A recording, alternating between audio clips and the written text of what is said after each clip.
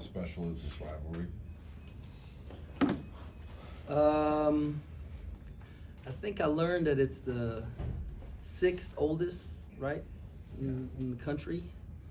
Um, I, I really don't know, because I haven't been here for that, and so to me, a rivalry is like when both teams are winning games and it's close, not just because one fan base doesn't like the other fan base. I mean, to make it a rivalry, both sides got to do something, and I don't know that we have made it a rivalry, and so that's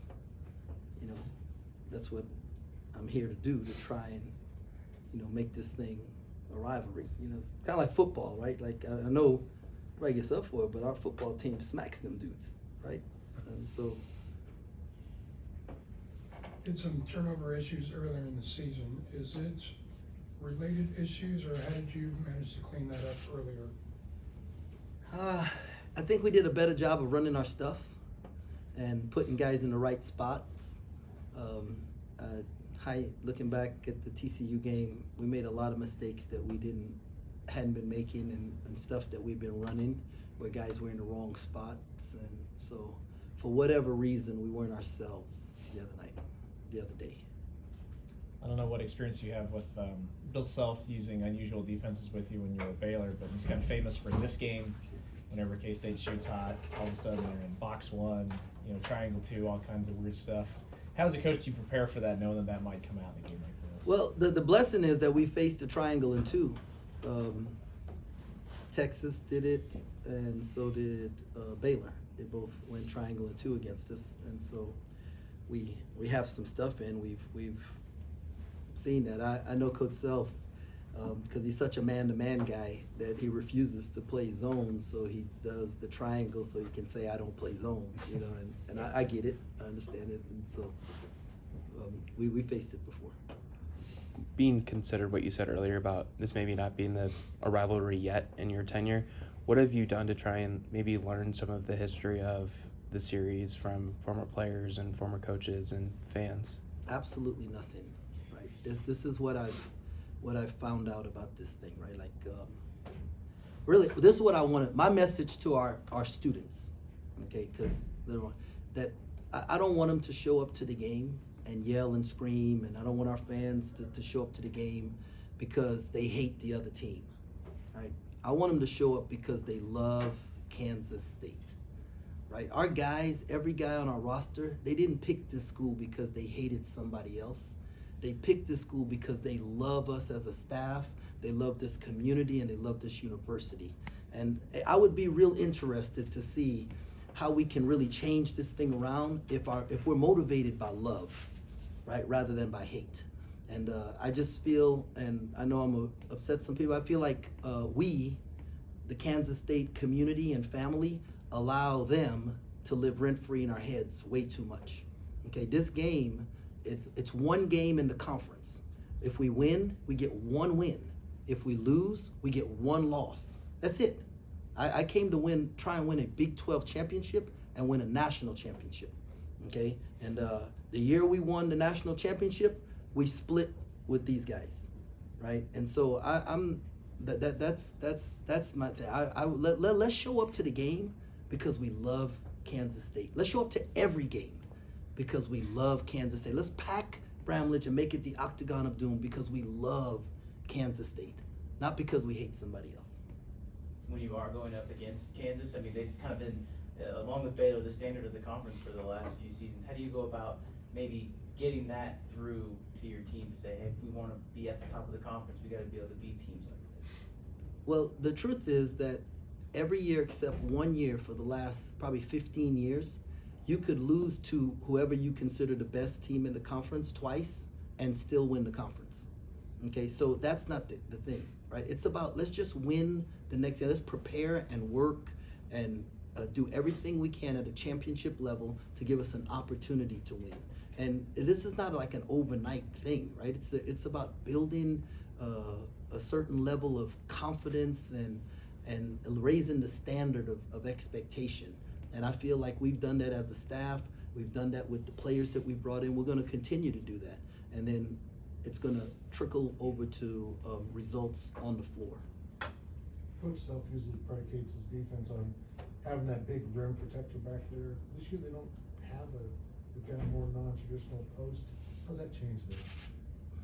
They're still a top 40 defense in the country, and I mean, they still have like one of the best effective field goal percentage defenses. What I know about Coach Self is that the reason he's a Hall of Famer is because he adapts both offensive and defensively to the personnel that he has, and puts his team in the best position to be successful and win a championship. That's how they approach every year, and that's the same way that we're going to approach it. How do you try to stop a guy like Grady, who can kind of shoot the ball at will and get on a hot streak very quickly? How do you kind of try to run him off the 3-point line as much as you can? Yeah, you have to have attention to detail on that, and a real awareness of where he's at. And, I mean, everybody's been trying to do that, and very few teams have been successful. But it's not just him, right? I mean, everybody you ask about Grady, and you're saying Jalen Wilson, who is arguably right now the leader for Conference Player of the Year and an All-American, and their leading scorer, and one of only 3 Kansas players to average 20 points a game, in the last however many years. So it's not just him. They have several weapons that you have to figure out how to make it tougher for them, right? You're not going to slow them down. The goal is to make it tough for them. Did you feel like your team lacked energy coming out of the gates early Saturday? Yes. Yeah, we lacked energy, we lacked focus, we lacked a lot of things in that game, and the credit goes to TCU because they were tougher than we were, right? And that's something that we want to pride ourselves on, is trying to be the toughest team, and they were the toughest team on Saturday. Able to put your finger on anything that you guys lacked? I have my theories, and I've shared it with the team, and we'll see if I was right or wrong. I don't expect you to answer if David's going to be available, so I'll ask it this way. If he is available, where's his conditioning level at, considering he hasn't played since December 31st? I don't know, but I know Luke and Phil are doing a great job with him, and when David's ready, he's going to play, and I'm going to try and put him in a situation where it gives him the best opportunity to be successful. You look at the point guard matchup, obviously Marquise, big time assist man, Dejuan Harris, another big time assist man. Is he kind of what makes that Kansas offense go? Yeah, and he has weapons around him, but I mean, I agree. Somebody said it the other day that he might be the most underrated player in the country, and I firmly agree with that. I mean, you can't speed him up. He makes the right decisions. He makes the team better. When he's not on the floor, they're not as efficient offensively, and so you get all the credit in the world to that young fella, right? Like betting on himself and going in and just buying in and working really, really hard, and every year he gets better and he adds a little something more to his game, and it's credit to him, and he's fun to watch, not fun to prepare for. You talk about one game. This will be on ESPN. It'll be the Mecca of college basketball on Tuesday at 6 o'clock. And there'll be a packed house, of course. Many of your players have not been in this environment before. Maybe what are some of the things that you share with them leading up to this game? I think every game that we've gone through moving through the last 4 or 5 games has been something that we have not experienced, right? And I mean, the other day on ESPN2, that was our first time. Like, I didn't have to tell my mom how to log on to watch the game, right? And so they didn't have to tell their boys, right? Everybody was telling them, I get to watch, you know what I mean? And so every one of them knew everybody in America that wanted to watch them play could watch them play, right? You don't think that affects 18 to 23-year-olds? And I mean, I don't know if you could have added any more adjectives to what you just said, the Mecca and the, just thinking as you're saying it, how big it seems, right? And So yes, they're humans, and yes, we're gonna have to adjust to it, and yes, we've addressed it. Yes, we've talked about it, but they still have to go through and live through that emotion, right? And the team on the other side, you know, they've been through that. They're everybody's Super Bowl, right? They've gotten everybody's best game, and so they're used to that. So that's somebody who's asking about how do you get to where you make it, that turn? Well, you have to go through these things, and how do you respond to them, right? And so it's a growing process. Curtis Kelly is on your staff, and he was around when it was a pretty good rivalry. Have you had him talk to the guys at all about?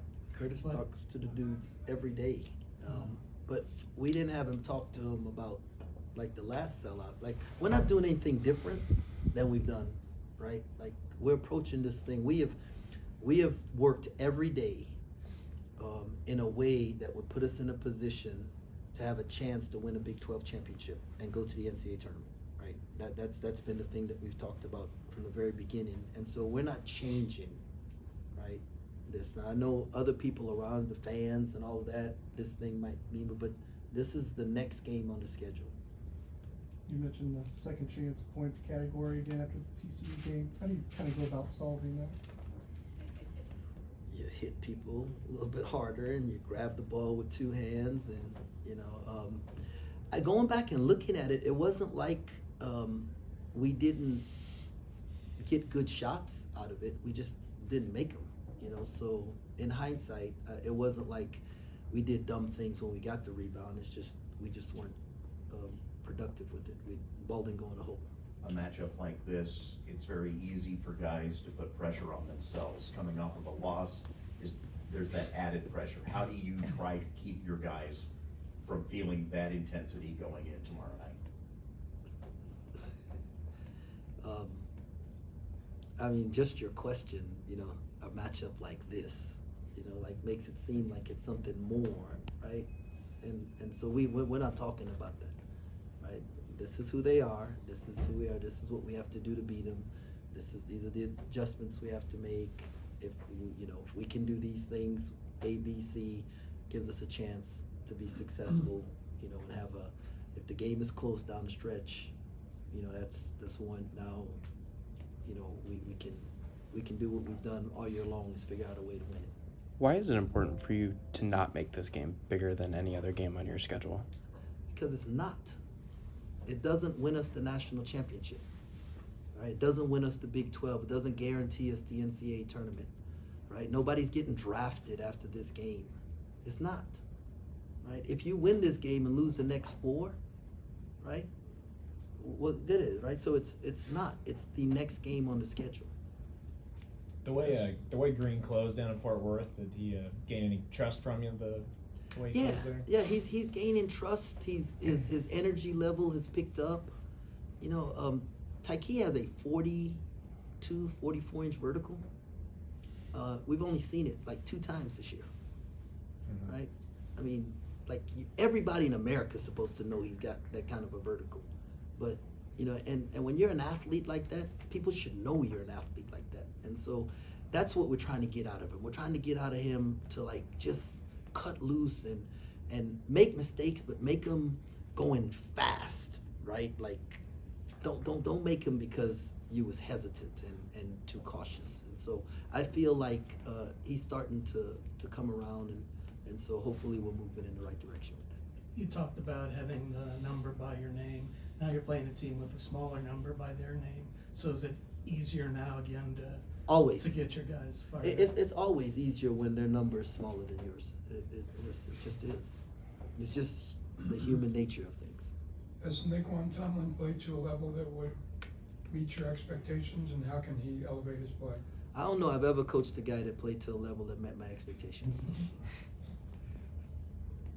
When you look at your locker room, you got a lot of senior leaders in that group. Does that make it easier on the staff, trying to bounce back after a loss, knowing you have a bunch of veteran guys in there?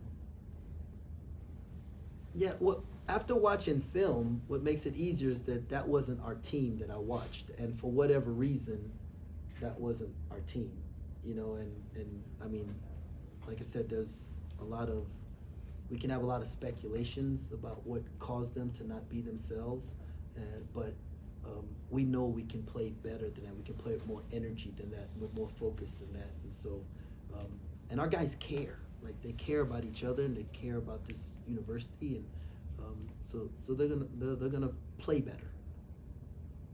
Is this a game where you want maybe Naquan, we can see him, kind of get, beyond the 3-point line to kind of maybe space the floor a bit more? Is this where a game where you rely on Marquise and Keontae, of course? Is this a game where you might want to use Naquan a little bit more because he does have a little bit of a high advantage over KJ Adams, obviously on KU?